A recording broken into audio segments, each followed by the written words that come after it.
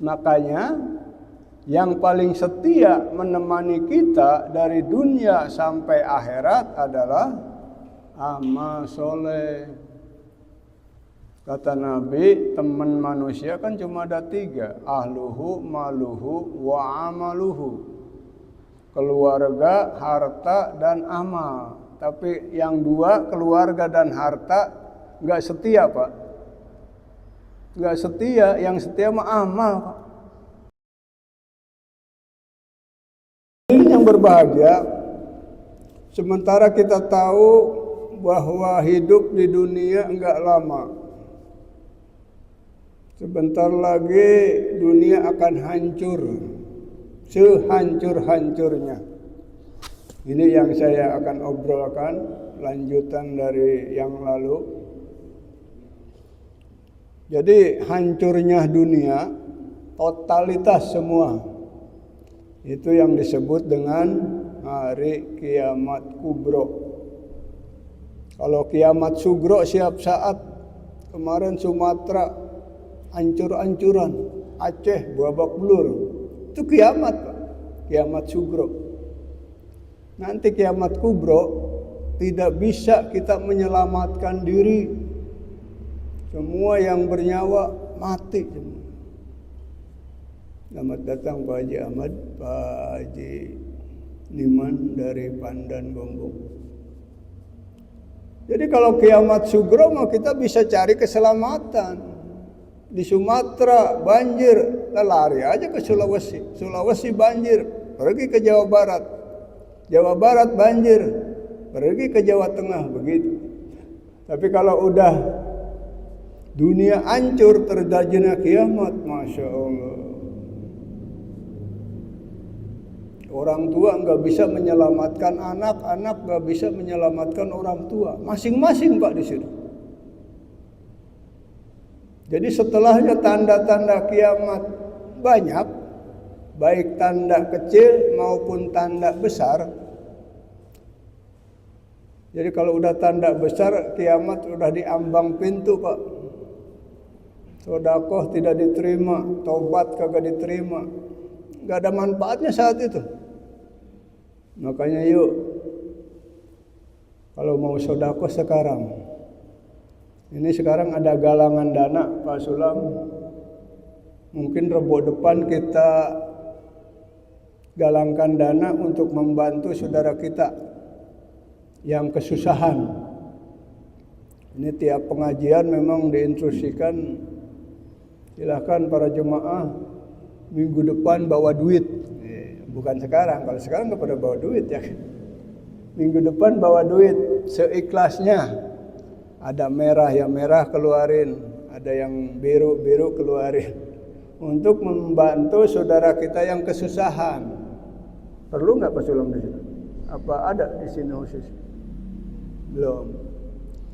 Jadi tiap jemaah, ibu-ibu juga majelis taklim sama, galangin dana, di sini galangin dana, di masjid lain galangin dana, nanti dikumpulin, Pak.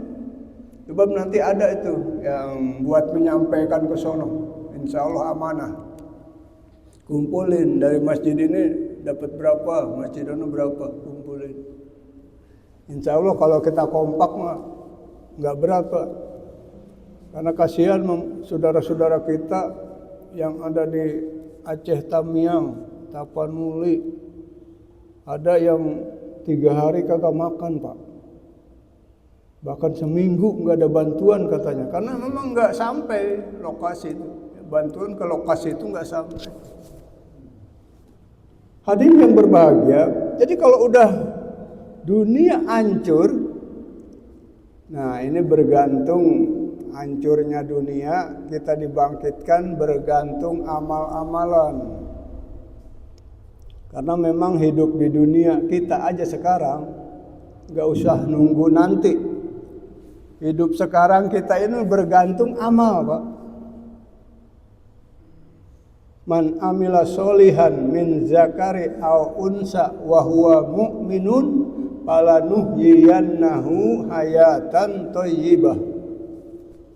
Barang siapa yang beramal soleh, laki-laki perempuan dalam keadaan beriman, maka akan diberikan kepadanya kehidupan yang lebih baik. Jadi kalau bapak pengen punya nasib baik, harus beramal baik. Kenapa orang sekarang banyak yang masuk penjara? Mohon maaf. Pejabat di penjara, pengusaha di penjara. Karena memang amalnya enggak benar. Pejabat makan uang rakyat, uang negara, ketangkap KPK, masuk penjara. Pengusaha curang, sama. Ada enggak ustadz rajin sholat di penjara? Ada enggak Pak? Pak Sulam? Pak Haji rajin sholat. Wih, jemaah tiap waktu di masjid ngajinya getol. Tiba-tiba ditangkap polisi. Ada enggak? Ada. Kalau difitnah, itu Pak Haji. Ustaz juga ada di penjara, difitnah. Bapak saya pernah di penjara Pak. Mama Bakri ini loh, Pak Niman tahu Haji Niman. Kiai di penjara, difitnah Pak. Bapak saya waktu itu mungkin masih kecil, nggak tahu. Banyak ustadz-ustadz ditangkap gara-gara difitnah. Oh, ustadz ini arogan nih. Oh, ustadz ini suka neluh orang. Ya, ustadz neluh orang masa. Jadi bergantung amal-amalan. Nah, setelahnya dunia ini hancur, rata Pak. Jadi nggak ada danau, nggak ada gunung, nggak ada bangunan, pokoknya rata nih negara dunia ini. Kan manusia di situ dibangkitkan lagi. Dari semenjak Nabi Adam alaihissalam sampai hari itu. Kira-kira berapa triliun manusia Pak? Sekarang aja Indonesia doang penduduknya 320 juta Pak. Cina penduduknya 3 miliar. Cina nggak masuk KB Pak. Nah katanya begitu manusia dibangkitkan dari kubur masing-masing, itu kan nanti akan digiring ke padang mahsyar. Tahu padang mahsyar di mana Pak? Di Syria, sekitar Palestina. Nah di bawahnya kita, begitu bangkit dari kubur di Rawalintah kita meninggal nih. Dikubur di Rawalintah Pak Sulam. Itu dibawa ke padang mahsyar, itu bergantung amal-amalan. Ada kalau amalannya baik diangkut sama kendaraannya, kendaraan mewah. Mungkin Lamborghini, mungkin Alphard, karena amalannya baik. Kalau amalannya kurang baik, mungkin diangkutnya pakai Avanza, pakai angkot kali, yang doyok mogok mulu lagi. Ada orang Islam nggak beramal Pak, Islam KTP doang, kesono dari sini itu jalan kaki. Orang udah sampai di padang mahsyar lah, dia mau berapa bulan itu jalan kaki dari Cikarang ke Syria. Ada lagi orang kafir terutama dari bangkit dari kubur, dibawanya ke sana diseret Pak. Wih, sadis ya. Sebagian ulama itu orang kafir berpendapat, sebagian ulama, dan sebagian ulama lagi orang Islam yang banyak dosa. KTP doang Islam, sholat tarat, maksiat tekun, diseret dari tempat dibangkitnya kita, diseret sampai sono. Kira-kira babak belur apa enggak Pak? Kalau diseret, jangankan jauh, 100 meter aja dah. Ada kan suka maling pada diseret dulu ya, disiksa. 100 meter babak belur. Nah ini ke sono diseret. Masya Allah. Makanya mudah-mudahan kita mah, yang insya Allah kita mah termasuk beramal baik, rajin sholat, berjamaah di masjid, rajin taklim. Kita insya Allah diangkutnya pakai kendaraan mewah. Alhamdulillah. Jadi bergantung amal-amalan. Nah begitu sampai nanti di padang mahsyar, satu keterangan padang mahsyar ini matahari sejengkal, panas udah pasti Pak. Di situ pun bergantung amal-amalan. Kalau yang banyak dosa kelelep dengan keringat sendiri Pak. Kalau dosanya kecil cuma keringat sampai mata kaki. Dosanya agak banyakan sampai paha. Dosanya banyakan sampai leher. Dosanya penuh kelelep. Bergantung amal-amalan. Nah di situ nggak ada kita bisa nulungin teman kita. Nggak bisa Pak, nafsi-nafsi.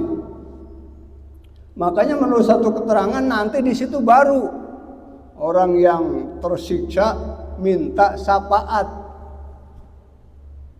Cari nabi yang bisa memberikan syafaat. Wih rame-rame. Pertama katanya datang kepada Nabi Adam, wahai Adam, berilah kami syafaat. Saya udah nggak tahan tersiksa ini di padang mahsyar, saya akan celaka kalau enggak diberikan syafaat. Apa kata Nabi Adam? Waduh, sorry Jay, bahasa sekarang. Sorry friend, saya enggak bisa ngasih syafaat kepada sampean. Saya malu sama Allah. Gara-gara saya melanggar larangan Allah, saya terusir dari surga. Makan buah hudi kan dilarang oleh Allah. Dekat aja nggak boleh dimakan gara-gara dirayu. Iblisnya masuk ke Siti Hawa, dirayu, dimakan. Jangan ke saya nggak bisa memberikan syafaat. Coba kamu minta syafaat kepada Nabi Nuh alaihissalam. Datang berbondong-bondong kepada Nabi Nuh.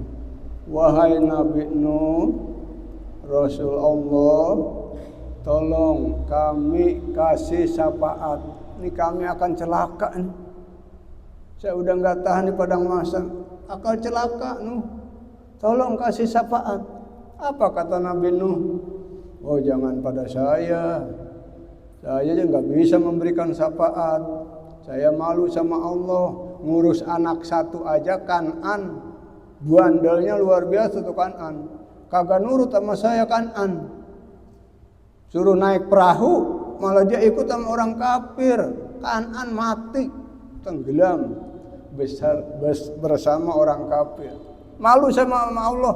Ngurus anak satu aja nggak bisa. Udah jangan sama saya. Coba kamu minta syafaat kepada Nabi Ibrahim alaihissalam. Terus Pak, berangkat kepada Nabi Ibrahim, wahai Ibrahim, tolong kasih saya syafaat. Saya celaka kalau nggak dikasih syafaat. Sama Ibrahim juga kagak mau Pak.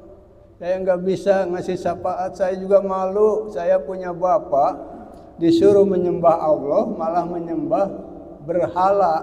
Malu saya sama Allah.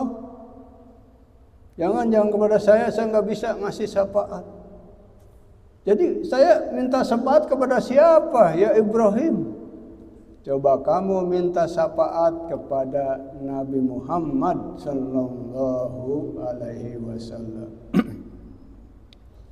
Akhirnya satu-satunya nabi yang bisa memberikan syafaat hanya baginda Muhammad sallallahu alaihi wasallam. Makanya kita beruntung Pak, punya nabi bisa memberikan syafaat. Insya Allah Pak, kalau kita nurut sama nabi nih, walaupun kita ada dosa, dikasih syafaat, ditulungin. Kita mau masuk neraka, kata Nabi, jangan, itu umat saya. Wow, waktu di dunia ngajinya getol banget, sholat nggak pernah tinggal, cuma ada dosa dikit, ya ampuni dah dosa, sama saya diampuni, saya kasih syafaat. Kagak jadi Pak masuk nerakanya. Kira-kira untung nggak Pak? Nggak beda, mohon maaf. ada pegawai melanggar aturan, Pak. Pegawai, pejabat melanggar aturan, mau ditangkap polisi. Karena dia punya saudara di atas, itu siapa yang ditangkap? Anu Pak, pegawai anu, mau dikemanain? Lah, mau dipenjara, enggak boleh. Udah saya kasih rehabilitas apa? Dikasih apa Pak? Yang enggak jadi dipenjara. Gara-gara ada kenalan atasan di sana. Mau dipenjara aja kagak jadi Pak. Udah bebasin ya. Gak usah dipenjara. Itu. Ini logikanya ke sana. Kita pun begitu Pak. Karena kita punya nabi. Kita mah punya nabi itu nabi akhir zaman. Tapi kita akan masuk surga paling dulu Pak. Dari nabi-nabi yang lainnya. Apa enggak enak Pak? Nabi terakhir tapi masuk surga paling dulu. Yang banyak dosa ya wayahnya mampir dulu. Itu mah resiko. Mampirnya juga lebih dulu. Hadirin yang berbahagia, jadi hidup ini bergantung amal-amalan. Begitu dibangkitkan dari kubur, bergantung amal. Masuk padang mahsyar, bergantung amal. Nanti akan menyeberang Pak, sirat. Yang tajamnya kayak lebih dari pedang katanya. Itu pun bergantung amal-amalan. Amalnya baik, imannya mantap, karbarke. Jadi nyebrangnya itu seperti kilat langsung ada di surga. Tapi yang dosanya banyak gelanyutan Pak. Orang mau udah sampai dia mau gelanyutan jalan, gelanyut lagi, gantung lagi. Wih, aya nu ngesod, macam-macam. Ada yang jalan kaki, ada yang lari-lari kecil. Bergantung amal-amalan. Makanya yang paling setia menemani kita dari dunia sampai akhirat adalah amal soleh. Kata Nabi, teman manusia kan cuma ada 3. Ahluhu, maluhu, wa amaluhu. Keluarga, harta, dan amal. Tapi yang 2, keluarga dan harta, nggak setia Pak. Nggak setia, yang setia mah amal Pak. Ini kadang-kadang kenapa orang nggak mau beramal? Ada orang cinta dunia Pak, siang malam dunia dikejar terus. Waktu sempat sholat, waktu sempat puasa. Orang dunia bakal ditinggalin. Yang setia nemenin kita makan amal soleh. Faman ya'mal misqala dzarratin khairan yarah wa may ya'mal misqala dzarratin syarran yarah. Sekecil apapun amal kita ketemu balasan. Kejahatan kita ketemu balasan. Makanya kita jangan terlalu mencintai dunia berlebihan, Pak. Cinta kepada anak aja, Pak.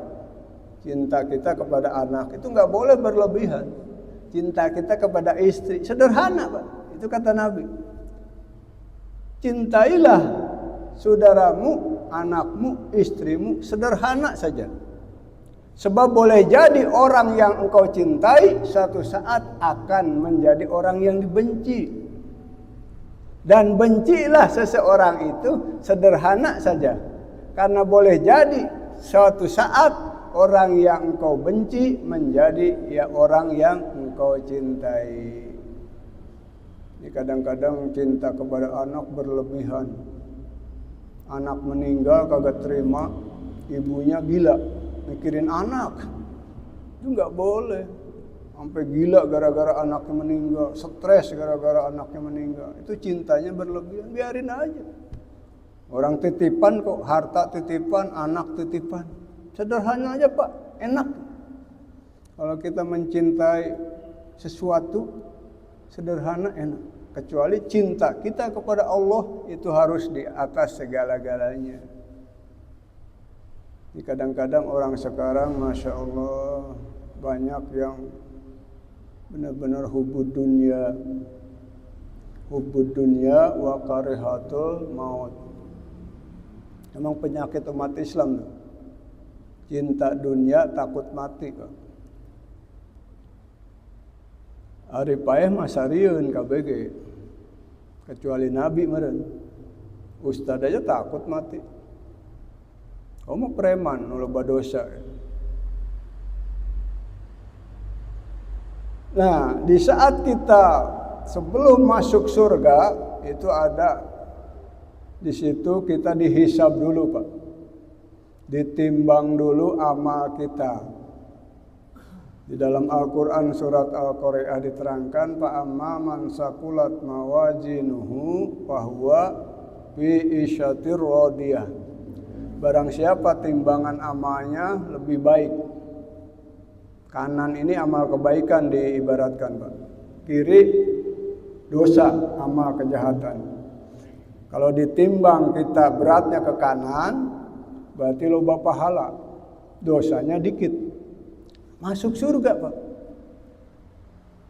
Tapi kalau ditimbang berat ke kiri, loba dosa. Ngerjain dosa tiap saat, tobat tara. Begitu ditimbang, Masya Allah, ini pulan bin pulan dosanya banyak banget ini. Waktu di dunia ngapain baik nih? Wow, dia mah rajin. Judi, hobi, mabok, oke, jinah jadi, Masya Allah. Ke masjid mah setahun sekali, Idul Fitri doang. Ada umat Islam yang ke masjidnya setahun sekali, Pak? Ada. Yang seminggu sekali Jumatan doang ada. Boleh kita amati. Yang tiap saat banyak. Tiap saat ke masjid berjamaah, sholat enggak tinggal. Bahkan sholat bukan saja wajib, tapi yang sunatnya. Sholat rawatib, duha pagi hari, sholat syuruk, sholat tahajud tengah malam. Jelasnya amalnya baik, maksiat enggak pernah Pak Haji. Begitu ditimbang berat ke kanan. Jadi berat ke kanan itu adalah surga. Tapi kalau berat ke kiri, wa amma man hopat, wa amma man sakulat mawajinuhu, fa ummuhu hawiyah, wa ma adraka ma hiya narun hamiyah. Jadi di saat timbangan berat mah pahalanya masuk surga, tapi di saat timbangan pahalanya dikit, dosanya kegedean. Itu masuk neraka hawiyah, wa ma adraka ma hiya narun hamiyah. Apa sih neraka hawiyah itu? Api yang amat panas. Masya Allah. Makanya saya mengajak yuk kita perbanyak beramal. Ya, hindari perbuatan dosa. Jangan betah kita berada dalam perbuatan dosa. Ini kadang-kadang Masya Allah umat sekarang saya amati, terutama yang jauh dari agama, sama dosa tekun, suruh melakukan kebaikan, gak mau. Impak sodako sayang, pada duit banyak. Itu duit dipakai jalan-jalan mulu.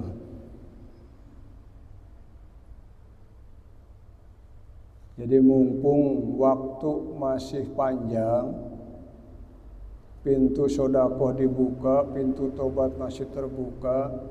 Yuk kita banyak sodako, banyak beramal, Bang. Ya. Hidup di dunia enggak lama kok. Enggak lama hidup di dunia, Masya Allah.